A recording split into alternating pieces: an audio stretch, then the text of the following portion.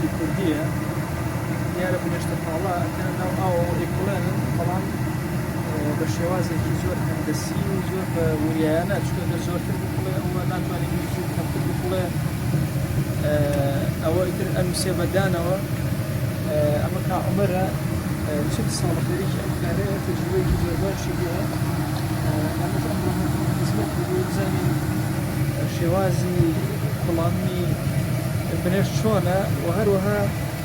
فائیدەیەکی زۆر هەیە لەم بۆنەیە کە هەیە بەسەر ئینسانە بۆنە سوودێکی زۆر گەورەی هەیە بۆ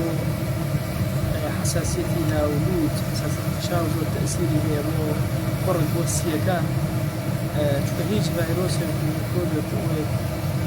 یعنی لەگەڵ ئەمە ناژی سێرە یعنی هیچ جۆرە گیاندارێک لەگەڵ ئەم بنشتی تاڵەیان خۆی ناگرێتەوە حەسب بە قسەی ئەم پیاوانەی کە خبریان هەیە لە پیشان و هەروەها ئاوەکەی زۆر زۆر فائیدەی هەیە ئەم ئاوەی کە هەیە ئەکوڵان لێ دوای ئاوەکەی ئەم ئاوە بۆ چەندین نەخۆشی باشە تایبەت ئەو نەخۆشیانەی کە باتینی ئینسانە مەعیدە و ڕێخۆڵە و قۆڵۆن و زۆرێک لەو نەخۆشیانە هەم ئەوە ئەبێتە شیفایەکی زۆر باش ئیزنی خۆ خەڵک لە سلێمانی ئەوانە بەکارهێنن